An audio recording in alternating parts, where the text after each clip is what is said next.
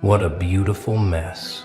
Look at their faces now, frozen like broken screens, mouths hanging open like glitched animations, eyes wide with that beautiful cocktail of shock, terror, and the slow dawning realization that they've been played by the very person they thought was their puppet. Oh, you magnificent bastard. You've been conducting this orchestra from the shadows while they thought they were the composer. Let's rewind to 3 hours ago when they gathered in that little room, whispering like conspirators in a Shakespeare tragedy, planning your downfall over coffee and fake concern.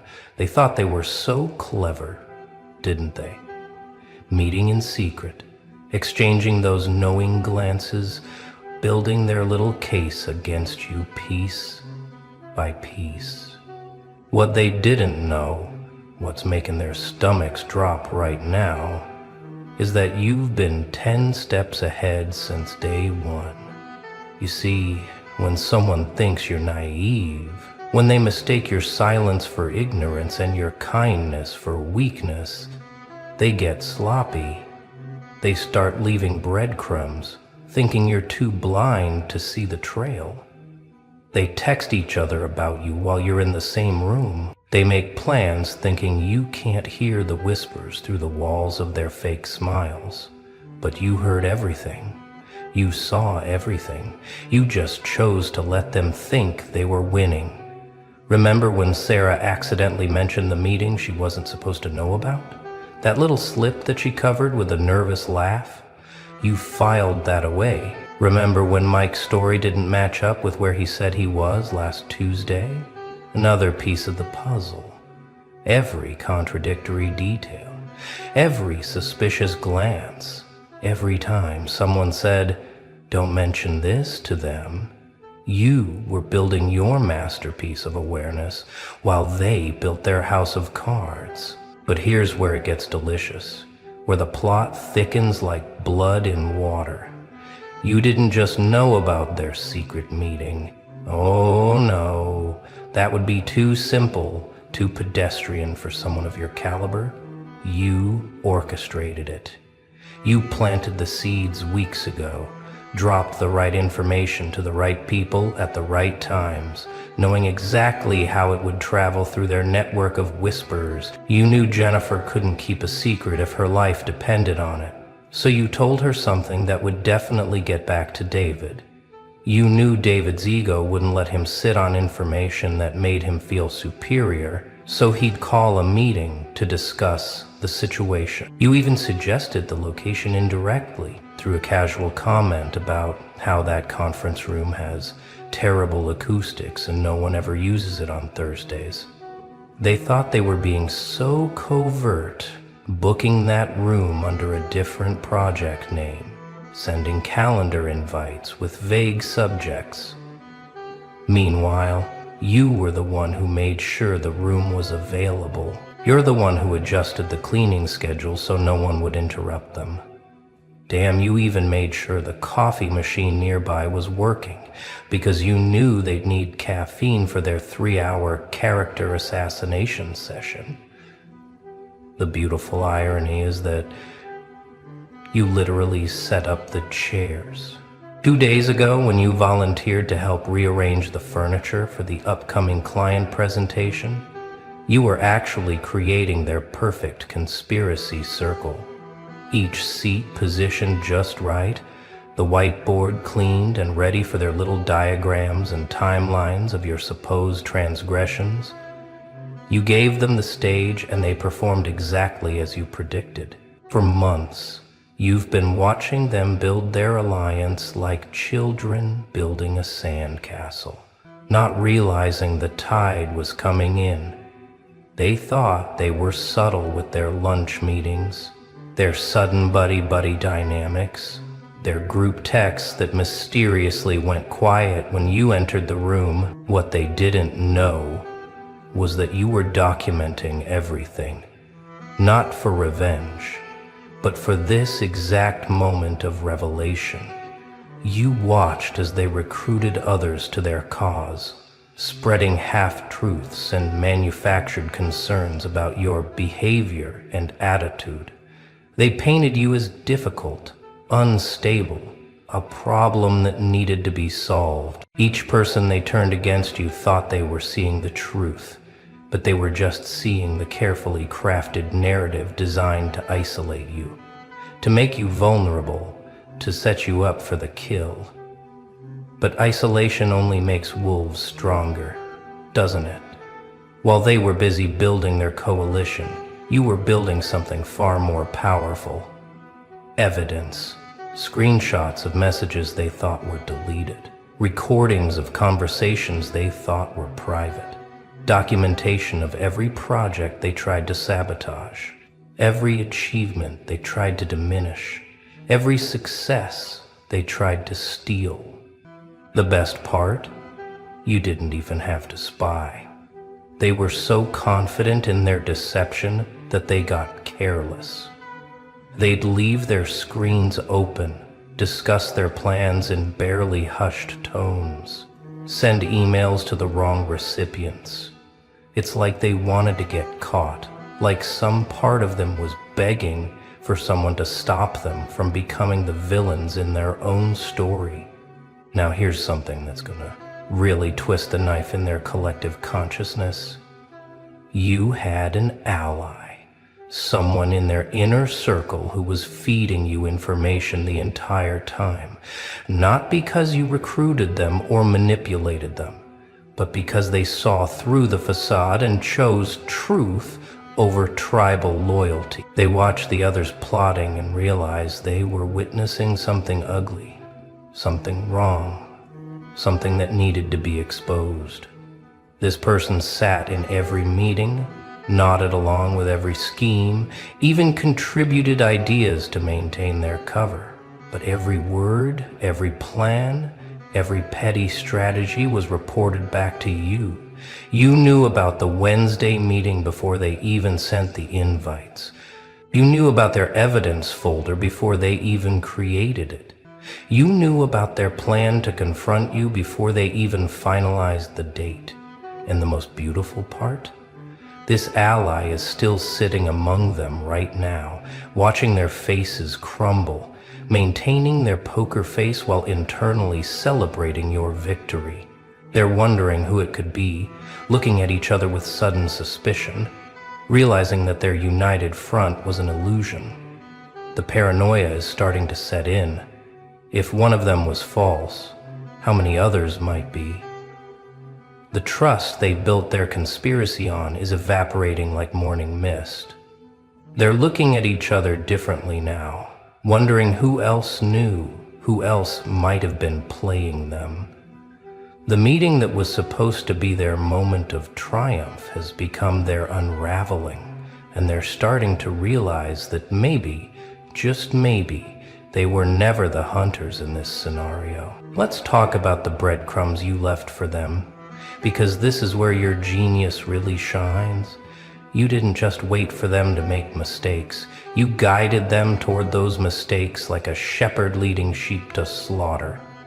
Every piece of information you let slip, every moment of vulnerability you showed, was calculated to trigger their next move. Remember when you mentioned feeling overwhelmed last month? That wasn't weakness, that was bait. You knew they'd interpret it as an opportunity to pile on more pressure, to document your inability to handle responsibility. So they did exactly that, creating a paper trail of their deliberate sabotage, their intentional overwhelming of your workload, their coordinated effort to break you. Or how about when you accidentally left that personal notebook on your desk?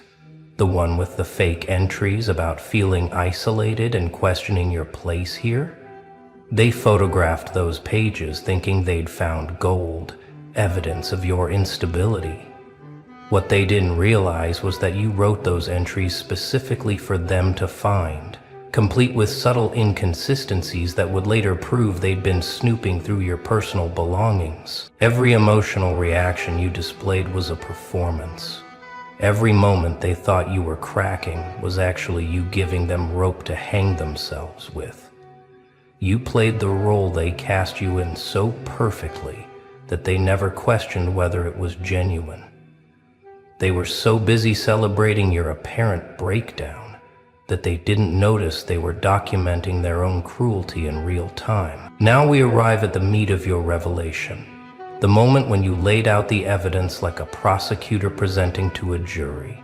Not just accusations or feelings or interpretations, but cold, hard, undeniable proof of their orchestrated campaign against you. The room went silent, except for the sound of their own breathing suddenly becoming very loud in their ears. First, you showed them the emails, not the ones they sent to each other. They expected that. No, you showed them the emails they sent to higher-ups, the ones full of lies and exaggerations about your performance. Then you showed them the corrections, the actual data, the real metrics, the undeniable proof that not only were you exceeding expectations, but you were carrying half their workload while they spent their time plotting. Then came the recordings. Oh, the looks on their faces when they heard their own voices playing back, saying things they swore they never said, making threats they claimed never happened, laughing about how they were going to put you in your place. The beauty of modern technology is that everything leaves a trace, and they left enough traces to map their entire conspiracy like a constellation of their own stupidity. But the masterpiece, the coup de grace, was when you showed them the timeline. Every meeting, every whispered conversation, every group text, mapped out chronologically alongside your own achievements and their failures. It painted a picture so clear that even a child could see it. While you were building and creating and succeeding, they were spending their energy trying to tear you down. The contrast was devastating. What happened next was perhaps the cruelest and most necessary part of your revelation. You held up a mirror to their behavior, forcing them to see themselves not as the heroes of their narrative, but as the petty, insecure, threatened individuals they'd become. You didn't call them names or raise your voice. You simply described their actions using their own words, their own standards, their own moral framework. You said that gossiping about colleagues was unprofessional, you reminded them. Yet here are 17 instances of you doing exactly that. You claimed that teamwork was essential. You continued, yet you secretly meant to undermine a teammate. Each statement was a dagger of their own making, each observation a reflection of their hypocrisy. You asked them simple questions that had no good answers. What was the goal here? What did you hope to achieve?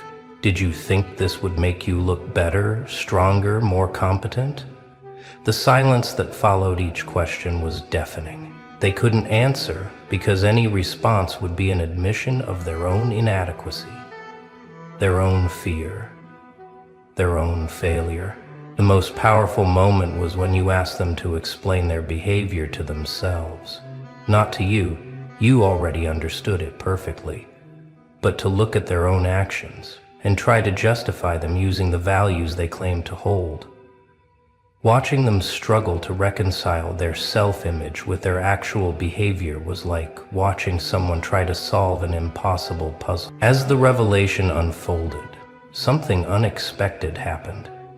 People who had been silent, people who had stayed neutral, people who had watched from the sidelines started to speak up.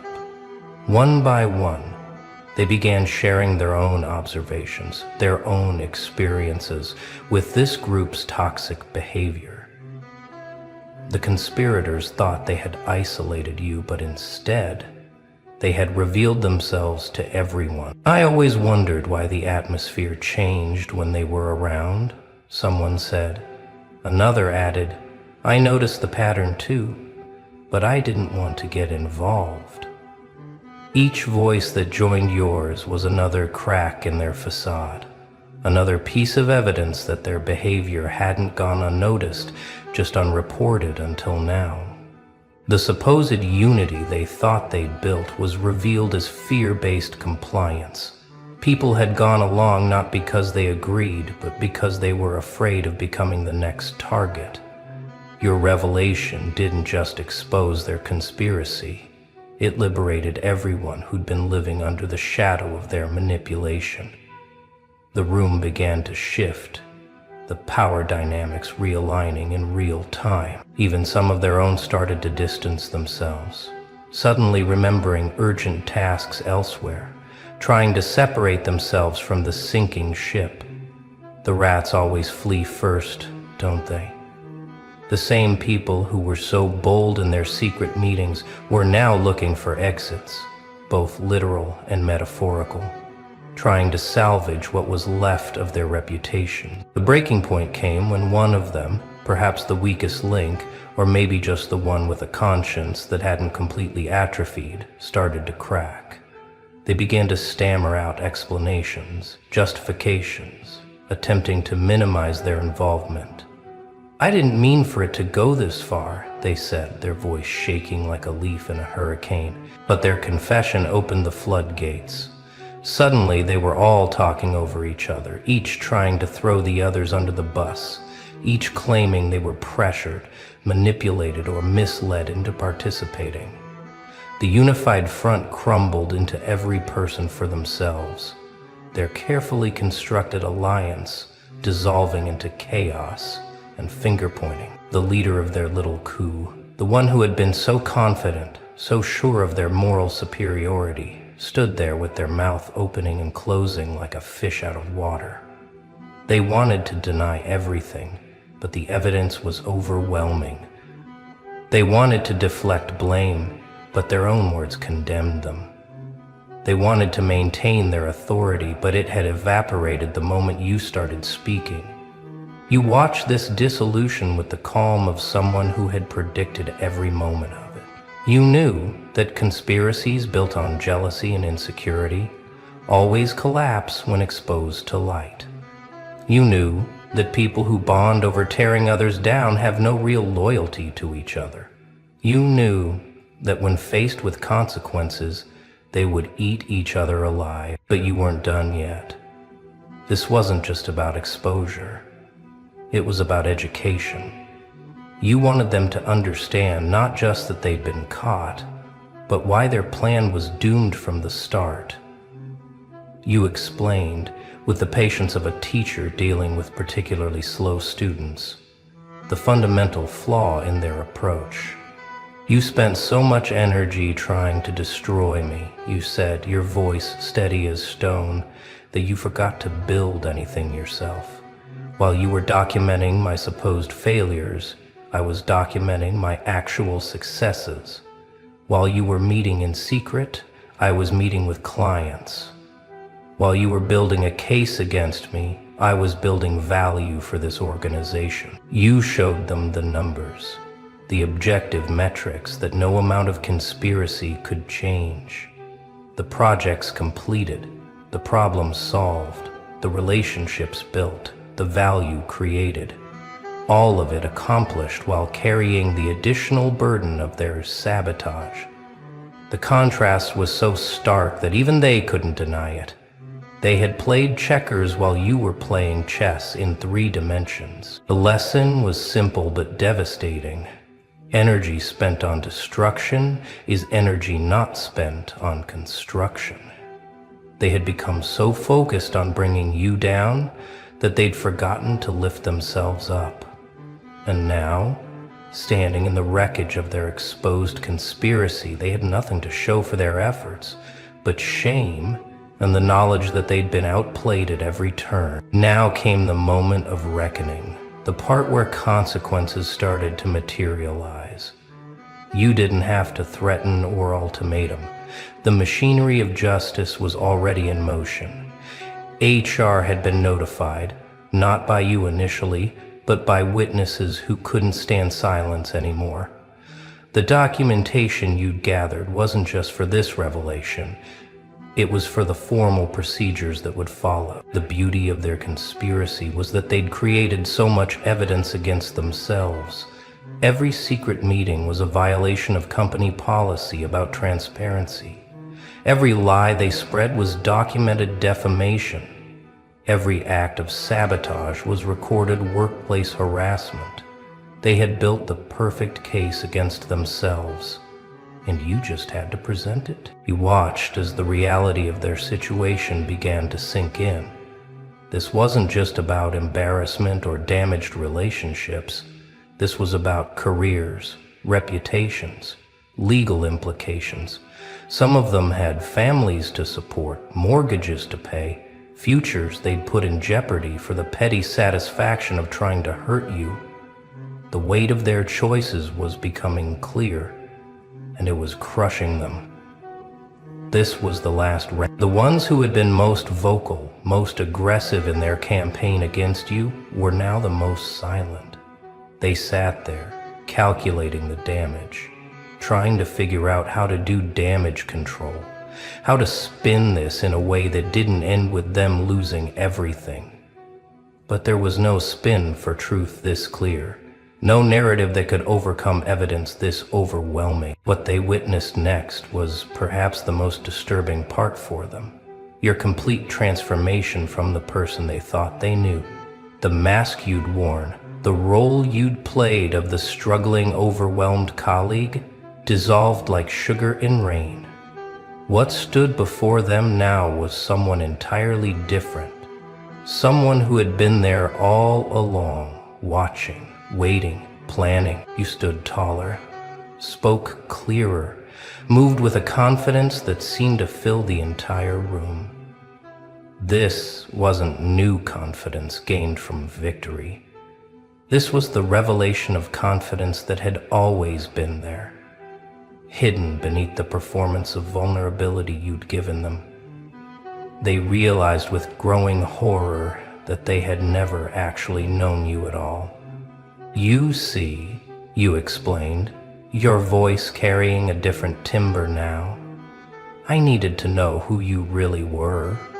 I needed to see what you would do when you thought you had power over someone. And you showed me. You showed everyone. You revealed your true characters in ways no interview or evaluation ever could. You see, you briefed, you brutalized. As could the transformation was complete when you smiled, not with malice, but with something far more unsettling. Pity. You pitied them for their smallness, their insecurity, their need to destroy others to feel significant. That pity, that absolute lack of anger or hatred, that's what finally broke them. They would have preferred your rage. Instead, they got your indifference to their very existence. Isn't this delicious? Look who just broke the entire academic industrial complex with nothing but caffeine and pure unfiltered chaos. 7 minutes? That's all you had? 7 pathetic minutes, while they had 7 lifetimes of credentials hanging on their walls like participation trophies. And yet here we are, watching them scramble to understand how you just demolished everything they thought they knew about intelligence, about preparation, about the very nature of genius itself. Let me paint you a picture of what happened in that room.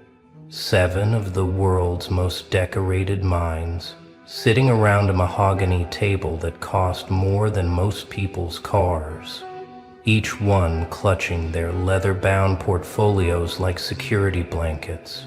Harvard, MIT, Oxford, names that make normal people genuflect.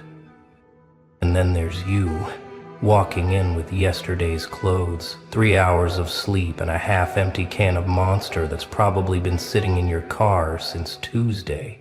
They looked at you like you were lost, like someone's intern who took a wrong turn on the way to the copy machine. One of them actually asked if you were there to fix the projector. The others laughed, that careful, calculated laugh that people use when they're trying to maintain professional distance. They had no idea they were about to witness their own intellectual funeral. You see, while they spent decades accumulating papers and accolades, you were out there in the real world, getting your education from failure, from chaos, from the University of Figure It Out or Starve. They memorized theories. You memorized survival. They studied success in controlled environments. You studied it in the wild, where one wrong move means game over. The mission briefing started exactly at 9:00 because that's when important things happen in their world. Everything's scheduled, everything sanitized, everything predictable. The project manager, some silver-haired fossil who probably hasn't had an original thought since the Clinton administration, starts laying out the problem. Complex algorithms, market predictions, behavioral analytics, words designed to intimidate anyone who didn't spend their 20s buried in textbooks. But you weren't intimidated. You were bored. Because while he was explaining the problem in language designed to exclude people like you, your brain was already 10 steps ahead. Not because you're smarter in the traditional sense, but because you learned something they never did. You learned how to see patterns in chaos, how to find solutions in impossibility, how to think without the guardrails of academic conditioning. They gave everyone 2 weeks to prepare their proposals, 14 days to research, analyze, create PowerPoints with perfect formatting and citations in APA style. They probably went home to their pristine offices, fired up their expensive computers, and started building their presentations, one scholarly source at a time. Meanwhile, you forgot about it completely. Not because you're irresponsible, but because your mind doesn't work on their timeline. Fast forward to 7 minutes before the presentation. You're in the parking lot, that monster can, your only companion, when your phone buzzes. The meeting reminder, the same meeting you'd forgotten about entirely. Most people would panic. Most people would make excuses, maybe fake a family emergency. But you're not most people. You smiled, because this is where you thrive. This is your natural habitat, the space between impossible and inevitable. You walked into that boardroom with nothing but the clothes on your back and the chemicals coursing through your veins. No slides, no handouts, no rehearsed corporate speak. Just you, standing in front of 7 people who collectively spent more on their education than some countries spend on defense. They looked at you with that mixture of pity and secondhand embarrassment, like watching someone about to belly flop from the high dive. "I don't have a presentation," you said. And the room got quiet. That special kind of quiet that happens right before someone gets fired. But then you continued. Because presentations are for people who need to hide behind graphics. I'm gonna solve your problem right here, right now, with nothing but what's in my head. The energy in the room shifted, from pity to curiosity, from dismissal to attention. You started talking, and it wasn't the measured, careful speech of academia. It was raw. It was real. It was the kind of truth that only comes from someone who's lived outside the bubble. You broke down their complex problem into components so simple that a child could understand them. Not because you dumbed it down, but because you could see through the unnecessary complexity they'd wrapped around it like armor. The first PhD tried to interrupt. Something about methodology, about peer review, about the proper channels for hypothesis formation. You didn't even slow down. You acknowledged his point and then destroyed it with logic so clean it was almost surgical. Your methodology assumes controlled variables, you said. But this problem exists in the real world, where variables don't behave. Your peer review process takes months. The market moves in milliseconds. Your hypothesis formation follows rules written by people who've never had to bet their rent money on being right. That shut him up. But the others were warming up, ready to defend their territory. The economists started quoting theories. The data scientist brought up statistical models. The behavioral psychologist referenced studies from journals you'd never heard of.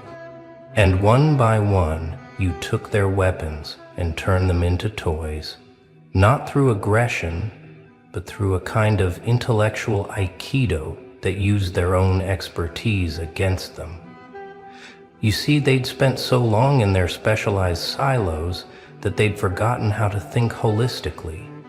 Each one was a master of their domain, but blind to how their domain connected to the others. You weren't a master of anything, you were a student of everything, and that made you dangerous in ways they couldn't comprehend. 20 minutes in, something beautiful happened. They stopped trying to challenge you and started trying to understand you. The hostility melted into fascination. These people who'd spent their careers being the smartest person in every room were watching someone operate on a completely different frequency, not above them or below them, but perpendicular to their entire axis of understanding. You pulled out your phone and started sketching diagrams on a napkin someone had left on the table, not because you needed visual aids, but because you could see they did. Your drawings looked like the fever dreams of a caffeinated madman, but somehow they made more sense than all their perfectly formatted slides combined.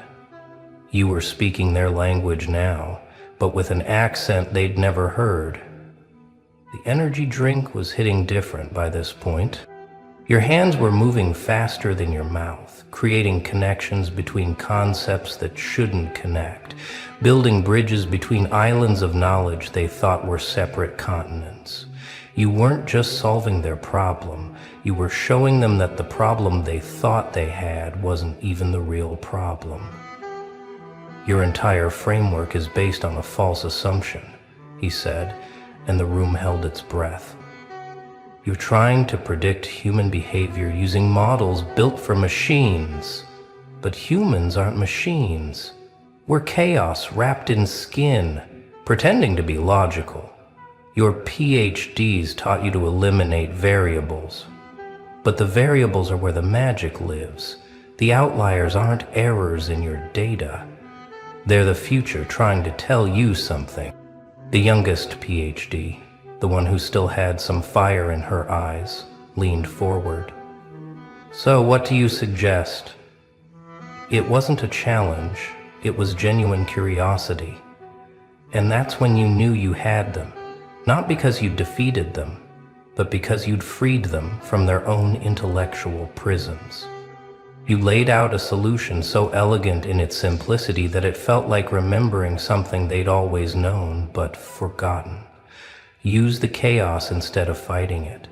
Build systems that adapt instead of predict. Stop trying to control outcomes and start creating conditions for emergence. It wasn't just a solution to their immediate problem. It was a completely different way of thinking about problems. The CEO, who'd been silent this whole time, finally spoke. How long would implementation take? You could see him doing math in his head, calculating budgets and timelines and resource allocation, all the things that CEOs do when they're trying to fit revolution into a spreadsheet. You took another sip of Monster, now warm and flat but still doing its job. 7 days, you said? The room erupted. Impossible. Unfeasible. Their proposals had timelines measured in quarters, not days. But you weren't done. 7 days if we do it your way, with committees and meetings and approvals. 7 hours if we do it mine. 7 minutes if you're willing to really let go of control. The audacity of it hung in the air like electricity before a storm.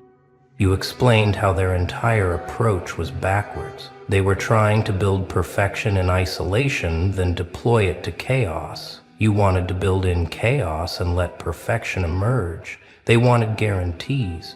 You offered possibilities. They wanted control. You offered power.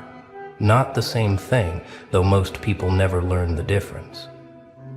The data scientist pulled out his laptop and started running numbers. His fingers flew across the keyboard, trying to model what you were proposing. After a few minutes, he looked up with an expression somewhere between confusion and revelation. "This shouldn't work," he said. "According to everything I know, this should fail spectacularly." You smiled. Everything you know was taught by people who were taught by people who were taught by people who read about it in books. When was the last time any of them actually built something from nothing? That hit different. You could see it in their faces. These brilliant minds suddenly confronting the possibility that their brilliance had been confined to very specific containers. That outside those containers, in the wild spaces where you lived, different rules applied.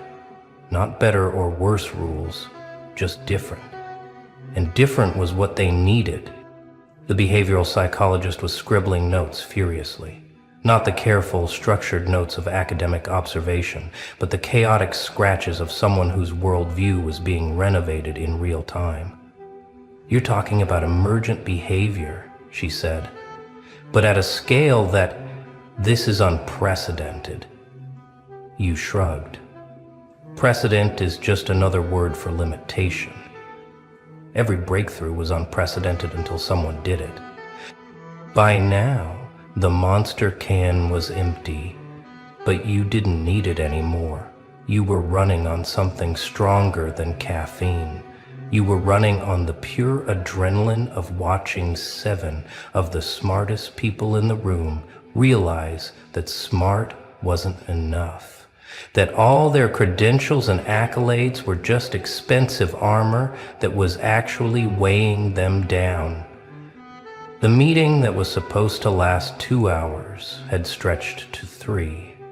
Nobody mentioned it, nobody checked their phones or looked at their watches. They were too busy watching you dismantle and rebuild their entire conceptual framework. Not with malice, but with the kind of brutal compassion that only comes from someone who's been broken and rebuilt themselves 1,000 times. You started telling them stories, not case studies or academic examples, but real stories from the trenches.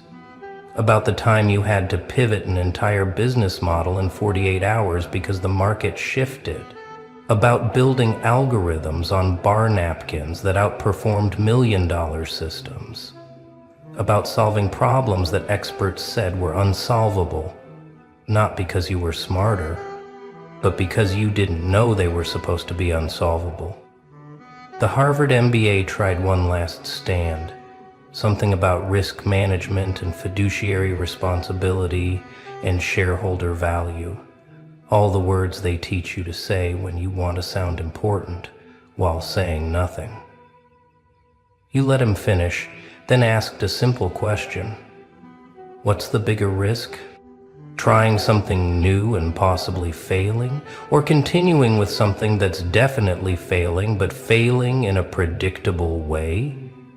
Silence. The kind of silence that happens when truth lands like a sledgehammer on glass houses. Because they all knew their current approach was failing. That's why they were here. That's why they'd assembled this brain trust. But they'd been trying to solve new problems with old tools, like performing surgery with stone knives. You could see the shift happening in real time. These weren't stupid people, they were brilliant. But brilliance trapped in rigid frameworks is just elaborate stupidity. And you were showing them how to break free, not by destroying what they knew, but by expanding it. by showing them that their knowledge was powerful but incomplete, that the missing piece wasn't more knowledge, but a different way of applying it. The silver-haired project manager, the one who'd laughed at you in the beginning, cleared his throat. "I've been in this business for 30 years, he said. "I've worked with Nobel laureates and industry pioneers, and I've never... He struggled for words, this man who'd built a career on having the right words. "This is exactly what we didn't know we needed." You stood up, and it felt like the end of something and the beginning of something else. "Here's the thing," you said, gathering the napkins covered with your chaotic brilliance. "You've all been trained to build bridges. Beautiful, perfect bridges that take years to complete. But sometimes you don't need a bridge.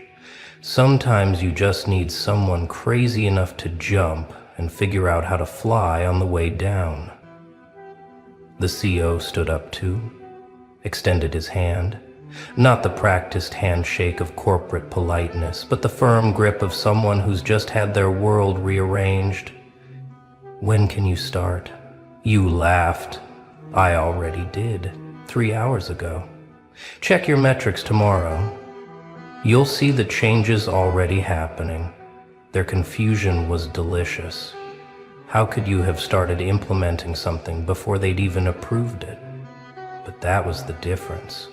They needed permission to begin. You just needed possibility. While they were sitting in this room debating, you'd already set things in motion. A few strategic calls to the right people, some subtle adjustments to existing systems, nothing that would trigger their compliance departments, but enough to prove the concept. By tomorrow, they'd have data. By next week, they'd have results. By next month, they'd be case studies in business schools they'd never heard of. You walked to the door, then turned back. 7 PhDs, each worth more on paper than you'd ever be. But paper doesn't solve problems. Paper doesn't innovate. Paper doesn't transform. People do. Specifically, people who've learned to think outside the very boxes that education builds around your mind. "Oh, and next time," you said, "maybe have better energy drinks in the vending machine.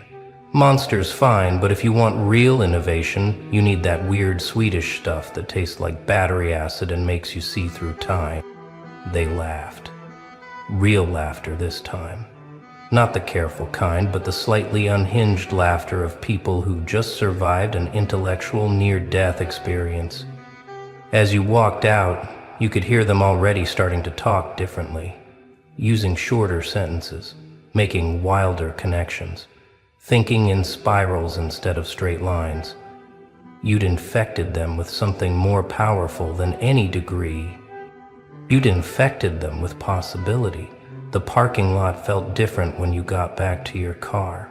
Same asphalt, same faded lines, same overflowing dumpster in the corner. But you saw it differently now. Not because anything had changed, but because you'd just proven something important. Not to them, their validation was nice, but ultimately irrelevant. You'd proven it to yourself. That all those years of being told you weren't smart enough, disciplined enough, educated enough, all of that was just noise. Your phone buzzed, text from the CEO. "The board wants to meet you. Tomorrow, 9 a.m. sharp." You smiled and typed back, "I'll be there at 9:07. Sharp is for people who think time is linear. Then you cracked open another monster from the case in your trunk, put your car in drive, and headed toward whatever impossible thing was waiting to be made possible. Because that's what you do. You don't compete on their terms. You don't play by their rules. You don't measure yourself against their metrics. You exist in the spaces between their certainties, in the chaos they try to control, in the possibilities they're too educated to see. 7 PhDs, 7 minutes, 1 can of Monster, and a complete reimagining of what intelligence really means. They'll study what happened in that room. They'll try to reverse engineer it, to create frameworks and methodologies around it. And they'll probably write papers about it, present at conferences, add it to their curriculum, and they'll miss the point entirely. Because what happened wasn't about process or technique or even raw intelligence. It was about something much simpler and much more complex. It was about remembering that before we learned what was impossible, everything was possible. That before we were taught how to think, we just thought. That before we were given boxes to fit into, we didn't even know boxes existed. You hadn't outsmarted 7 PhDs. You just reminded them what thinking felt like before it got domesticated. And that, more than any algorithm or innovation, was the real disruption. Somewhere tonight, 7 brilliant people are lying awake, staring at their ceilings, wondering how someone with no credentials just revolutionized their entire worldview with nothing but caffeine and chaos. They're questioning every assumption, every methodology, every carefully constructed belief system that got them to where they are. And that questioning, that beautiful, terrifying uncertainty, that's where innovation really lives. You're probably already on to the next impossible thing. Another room full of experts who need to be reminded that expertise without imagination is just elaborate ignorance. Another problem that everyone says can't be solved by someone like you. Another can of Monster and another 7 minutes that will feel like 7 eternities to people who've forgotten what it's like to think at the speed of possibility.